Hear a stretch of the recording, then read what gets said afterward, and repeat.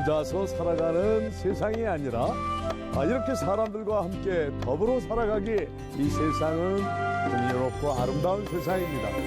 이곳 기상대에서 관측된 기상 정보들은 바다를 오가는 선박들의 안전 운항을 돕고요. 또 사람들에게는 매일 우산을 들고 나갈지 말지를 알려주기도 합니다.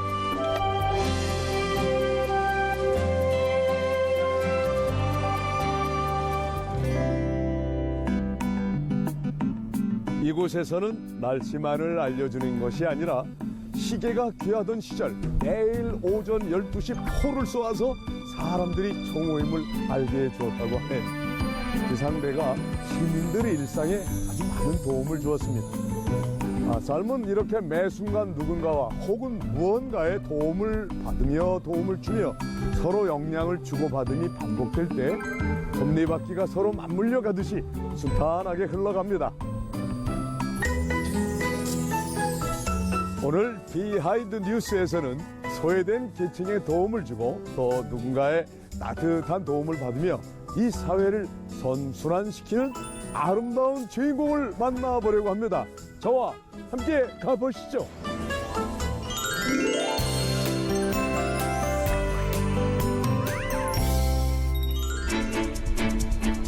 자, 오늘은 어르신들이 길에서 주운 폐지를 통해서 사랑을 실천하고 있는 곳이 있다고 그래서 와봤습니다. 자, 한번 가보실까요?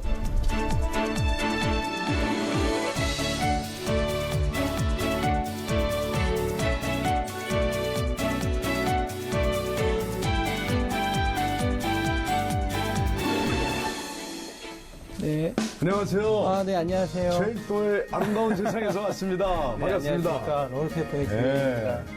예. 폐지를 통해서 네. 뭘 만드시고 계시는 것 같은데. 네, 마치 좀 만드는 작업을 하고 있었는데요. 네. 저희가 이 펫박스를 가지고 이런 캔버스를 만드는 활동을 하고 있거든요. 캔버스가 되는구나. 네. 아하, 그렇군요. 그래서 간단해요. 만드는 방법은 사실 이런 큰 박스를 폐지민 어르신들한테 저희가 직접 이제 고가로 좀 구매를 해서요. 고가라니요, 정확하게. 얘기하면 시중의 가격보다 한 10배 정도 비싸게. 10배나? 네. 그렇게 10배나 비싸게 사가지고. 네. 그래서. 캔버스를 만들어서. 그러다가 이제 재능 기부자들이 예쁜 작품들을 만들어줘요. 작품을 만들어서 그걸 다시 판매하고, 그 수익금으로 다시 어르신들을 지원하는 이런 일을 하고 있습니다. 어르신들에게 받아서 다시 어르신들에게 돌아가는군요. 네, 맞습니다. 완전 선순환적 기능이 이게 그대로 이루어지는군요. 네, 이야. 네, 그럼 한번 실제로 어떤 작업으로 지금 이루어지는지 보여주시겠어요? 네, 간단합니다. 일단은 펫박스를요, 이렇게 먼저 조각조각 내는 게 중요한데요. 주름 접힌 부분을? 네, 맞습니다. 조각을 내면 조각들이 나오는데 여기 하나의 그 페리 캠퍼스의 밑판이 된다고 보시면 돼요. 이게 밑판들을 풀로 붙이면 이제 다음과 같이 이렇게 두 개가 붙어 있는 판이 나옵니다.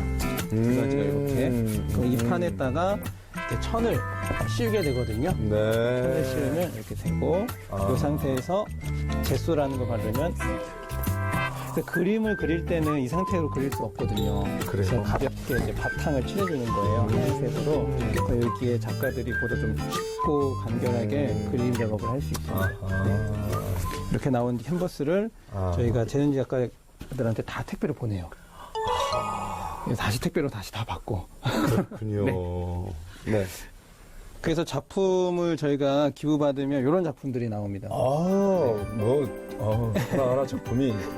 이런 거. 아주 좋네요. 각자 이제 그 작가님들의 좀 개성이 담겨져 있죠. 그래서 이거는 이제 소통, 그리고 비움, 이렇게 캘리그라피하고 또 그림이 이제 혼합된 그런 내용들로 많이 되고요.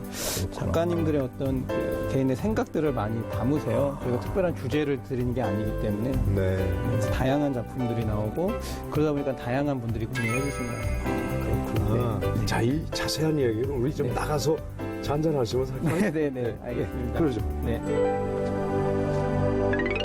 자, 말 그대로 선순환적 모델이에요. 네, 예? 맞습니다. 폐지를 줍는 어르신들 걸 받아서 네. 다시 수익을 올려서 그분들에게 되돌리는 네네. 참, 이 아이디어는 도대체 어디서 온 겁니까? 사실 이제 가장 기본적인 그 모토는 어르신들을 돕자라는 그 정신에 있고요. 그러다 보니까는 저희가 돕는 방법에 대해서 좀 많이 고민하게 됐어요. 근데 첫 번째가 이제 사회 나눔 쪽으로 도와보자. 두 번째가 이제 사회적 경제에서 도와보자. 세 번째가 이제 정책적으로 한번 도와보자. 이런 내용이었거든요. 그래서 사회 나눔 쪽으로는 이제 굿페이퍼라는 단체를 설립해서 움직이게 됐고요. 두 번째 사회 경제적으로 할 때는 사실 이제 지속 가능한 비즈니스 모델을 만들려면 어떤 아이템이 필요한데 저희로서는 좀 난제였어요. 근데 이제 꾸준하게 이제 인터넷을 조사하고 하는 과정 가운데 이런 박스로 캔버스를 만들 수 있다라는 것을 이제 착안해서 그렇다면은 가능하니 우리가 어르신들한테 팩박스를 사서 이걸로 만들고 또 판매하고 이런 하나의 플랫폼 역할을 해보자라고 했던 거죠. 그리고 이제 이런 것들이 이렇게 스토리화 돼가지고서 완성된다라는 건 사실 되게 귀한 일이라고 생각이 됐어요. 저의 힘으로는 할 수 없는 일들. 근데 그런 부분에서 어떤 하나님의 섭리하신가, 어떤 저의 열정 이런 것들이 잘 이렇게 맞았던 것 같아요. 지금 와서 생각해 보면. 그래서 아이디어 같은 경우는 결국 하나님이 주신 영감이 아닐까. 맞습니다. 네. 맞습니다.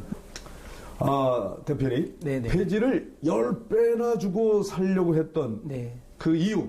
네네. 우리 시청자도 좀 다 알아들을 수 있도록 얘기 좀 해주세요. 너무 간단한데요. 사실 폐지 있는 어르신들이 거리에서 폐지를 모아서 곰성에 팔면 키로당 80원, 뭐 겨울이라서 키로당 80원이니까. 조금 더 쳐주면 뭐 90원 뭐 이렇게 하는데 그분들이 그렇게 노동을 해서 받은 대가가 너무 적다라는 거죠. 예. 어떻게 하면 이분들한테 그 노동의 대가를 정당하게 부여하고 금액적으로 환산하면 얼마 정도가 될까라고 했을 때 산출한 금액이 사실은 이제 10배 정도였어요. 예. 네. 그래서 10배로 저희가 사드릴 수 있는 구조를 만들자. 10배로 사보자라고 시작한 것입니다. 그 마음 너무 아름답습니다. 사실 그렇게 힘들게 일하는 분일수록 임금이 박해요. 네, 맞습니다. 그렇죠? 네네. 그런데 10배면 이제 키로당 800원 정도가 되겠군요. 네, 그 정도 되죠. 그런데 그림 하나하나가 정말 아름다웠어요. 네. 거기 대표님 작품도 있습니까? 저는 전혀 그림을 그리지 못하고요. 그렇습니까? 네네네. 예. 저는 아니고요. 저희가 SNS를 통해서 사실 이제 재능 작가의 모집을 이제 광고를 했고, 그 SNS를 통해 가지고서는 모집된 그런 재능 작가들이 하나하나 작품을 그려주신 거예요. 그래서 그 안에는 저희의 노력과 사실 지역 전국적으로 퍼져 있는 재능 작가들의 참여, 손길들이 다 녹아져 있죠. 그렇군요. 바로 이 작품들인데. 네, 맞습니다. 여기 보니까 지금 소통해서 이렇게 만들었고, 또 여기는 비움이네요. 네. 네. 자, 이 작품들, 저처럼 이 작품을 선물하고 싶어 하는 분들 어떻게 하면 되죠?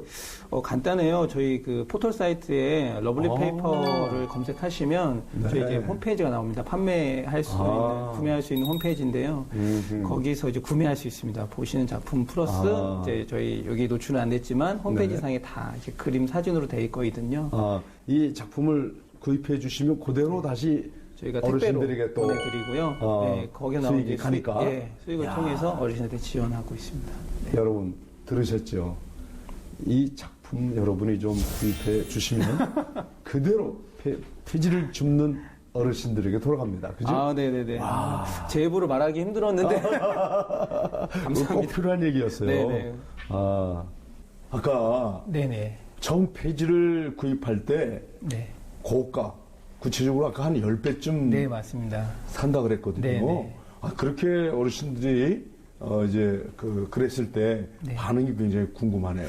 처음에는 어르신들이 조금 이제 반신반의했고요. 이게 뭘까? 네, 처음부터 뭐 이렇게 그래 하고서는 주시지 않으셨어요. 네.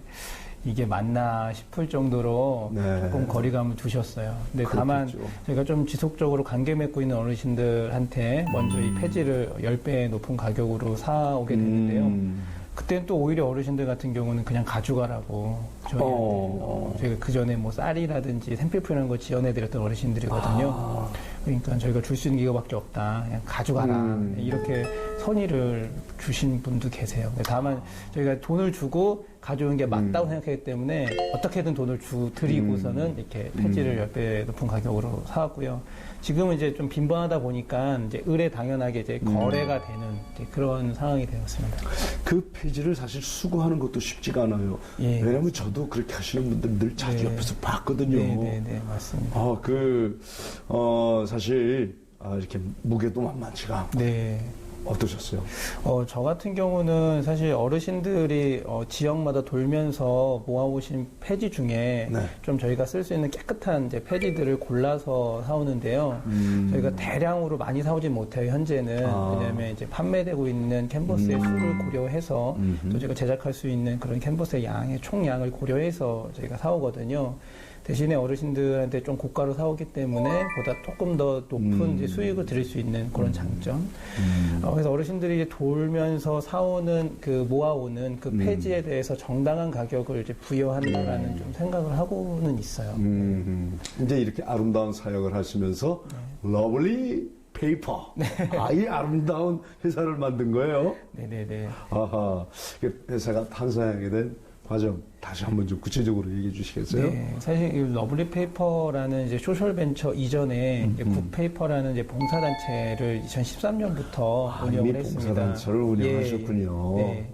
그 봉사단체 주체는 이제 청소년과 청년이었고 네. 목적은 지역의 폐지민 어르신들을 돕자라는 거였어요. 그래서 집이나 또 학교나 학원, 또 관공서, 교회 뭐 이런 데서 쉽게 나올 수 있는 버려지는 폐지들 이런 것들을 보다 좀 전략적으로 모아서 판매하고 그 금액으로 어르신들 돕는 기금으로 만들어서 도와드리는 역할들을 해왔거든요.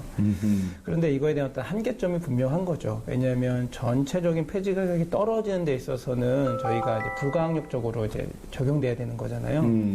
그래서 어떻게 하면은 어르신들한테 보다 더 좋은 수익과 또 지속 가능한 모델을 만들 수 있을까라고 했을 때 사회적 경제 안에서 소셜 벤처적인 그런 좀 아이디어와 그다음에 사회 공동체적인 미션을 좀 가미한 러블리 페이퍼라는 이제 소셜 벤처의 비즈니스 구조를 생각하게 된 거예요. 이 러블리 페이퍼의 목표가 없어지는 것이다. 네. 망하는 것이다. 이런 말을 네네네네. 했어요. 꼭 들어보니까 무료급식소 밥퍼가 목표가 없어지는 것처럼. 네네네. 뭐 사실 무료급식소가 없어야 가장 좋은 사회죠. 네네. 누구나 다 가정 안에서 따뜻한 밥을 먹을 네. 수 있는 사회가 되면 얼마나 좋겠어요. 네네, 맞습니다. 그런데 그렇게 처음 정하셨을 때 그 마음 네. 구체적으로 좀 얘기 좀 해주세요. 어떻게 보면 같은 의미고요. 네. 저희가 이제 봉사단체로 시작하면서 소셜벤처라는 어떤 기업의 형태로 왔지만 저희의 기업의 존재 이유와 목적이 곧 폐지 있는 어르신들하고 밀접하게 관련이 있기 때문에 이 사회에서 우리가 활동을 인정받고 더 이렇게 확장되어서 폐지 있는 어르신들이 이 세상에 없다면 저희의 기업의 존재 가치도 없다라고 이제 판단이 되는 거죠. 그래서 상당히 좀 이상적인 이야기지만 그 이상이 실현된다면 저희는 존재 이유가 없다. 그러니까 없어져도 된다라는 이제 결론이 난 거죠. 우리 최일도의 아름다운 세상이나 네. 무료급식소 밥퍼나 우리 러블리 페이퍼나 네네. 다 아름다운 세상 더불어 함께 만들어가자는 거 아니겠습니까? 네, 맞습니다. 좀 더 많은 사람에게 나눠줘야 되겠는데. 네. 많은 홍보 부탁드리겠습니다. 예. 이 홍보도 잘 돼야 됩니다. 네, 맞습니다. 네. 그래서, 우리 사회에 정말 이 아름다운 빛이 되어주시는 너무도 귀한 분들을 이렇게 우리가 만나고 있는데요. 네. 누구든지 여기에 마음만 있는 사람이면 와서 네. 같이 자원봉사도 할 수 있겠군요. 네네네네. 저희한테는 네. 가장 좋은 활동이죠. 예. 많은 분들이 좀 오셔서 비록 좀 단순한 거지만 네. 이렇게 누구든지 하실 수 있는 일거리를 찾을 수 있겠군요. 그들에게도 좋은 모델이 되었으면 좋겠고요. 네. 어떤 성장을 기반으로 해서 성숙해지는 사회에 하나의 보탬이 되는 좋은 기업으로 자리매김했으면 좋겠습니다. 성장을 통해 성숙으로 자리매김이 된다. 참 너무도 귀한 정신을 갖고 또 이렇게 실천을 하고 계세요. 지금 이 시대에도 사실 폐지를 이렇게 주워서 살 수밖에 없는 네. 우리 무이타 어른들, 어르신들이 너무 많잖아요. 네, 네. 곳곳마다 계시거든요. 네, 맞습니다. 자, 이분들에게 얼마나 큰 힘이 될지 너무너무 오늘 제가 다 감동이 되고요. 아유, 하시는 일마다 우리 하나님이 동행하셔서 감사합니다. 이 아름다운 손으로 수많은 어른들이 더 행복해지길 바랍니다. 네. 감사합니다. 고맙습니다. 예.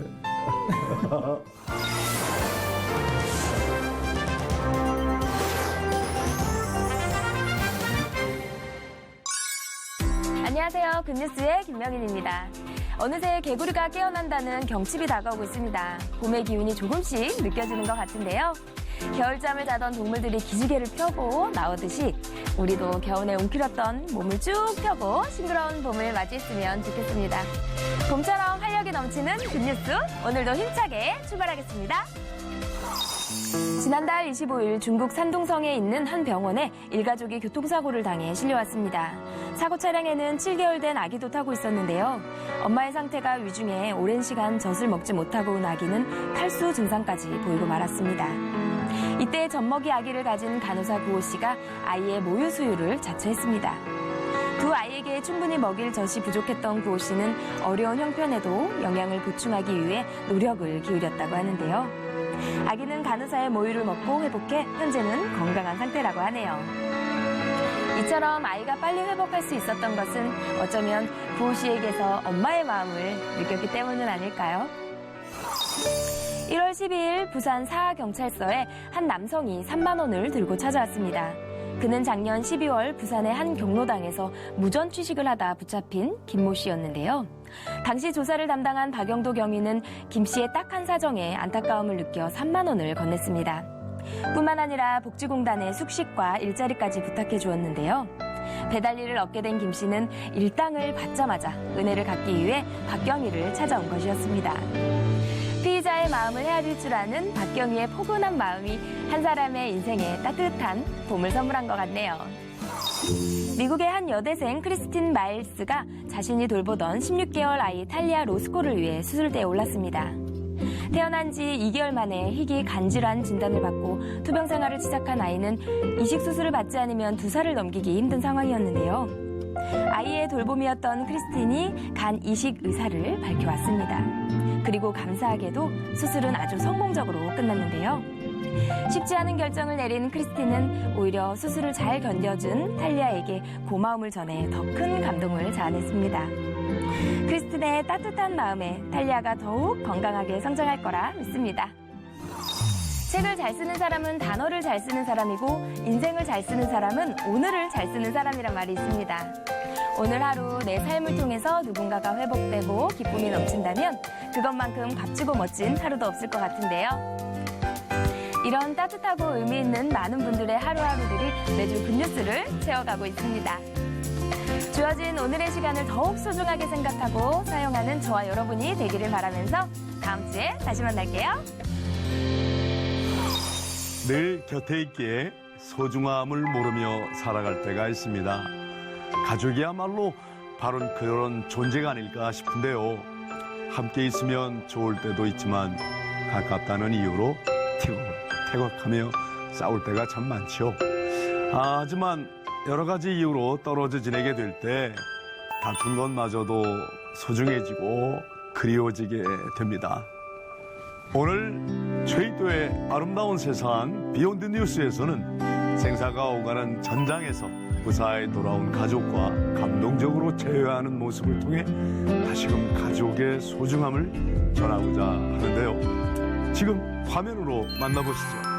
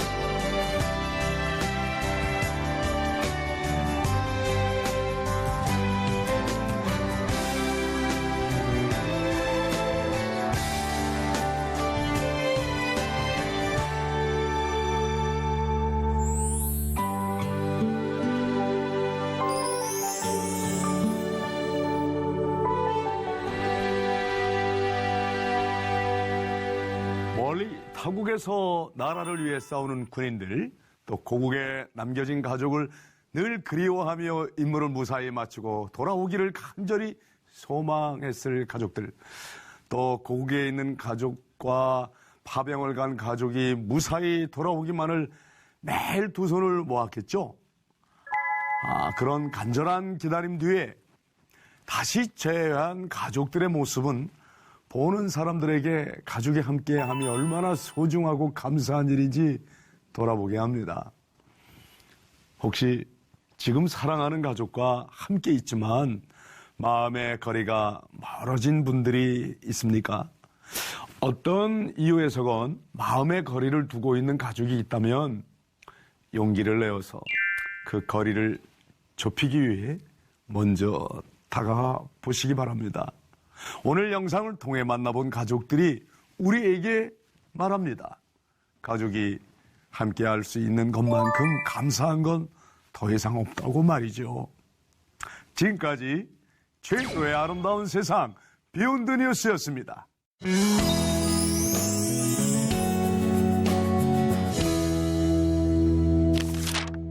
얼마 전 강원도 정선을 다녀왔는데요. 그곳에 있는 카지노에서 모든 재산을 다 탕진하고 노숙인이 된 사람들을 위해 바퍼를 시작한 선배 목사님 한 분을 만나고 왔습니다.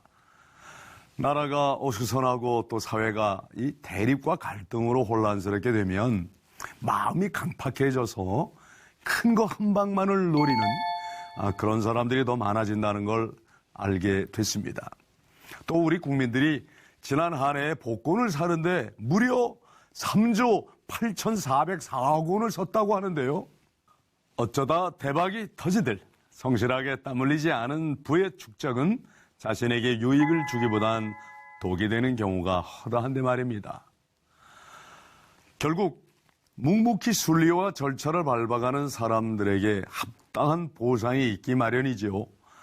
똑같이 단단하고 쓸모있게 보이는 칼이라 할지라도 불과 망치에 재련되지 못한 칼은 부딪히는 즉시 부러지고 마는 법입니다. 승리의 삶은 결코 한 번에 쉽게 이루어지질 않습니다.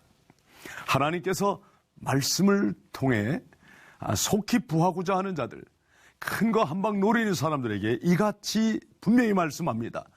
충성된 자는 복이 많아도 속히 부하고자 하는 자는 형벌을 면치 못하리라. 형벌을 면치 못하리라고 말씀하고 있습니다. 정직하게 땀 흘리며 작은 것부터 할 수 있는 것부터 나부터 최선을 다하는 저와 여러분들이 되길 소망하면서 지금까지 제일도의 아름다운 세상이었습니다.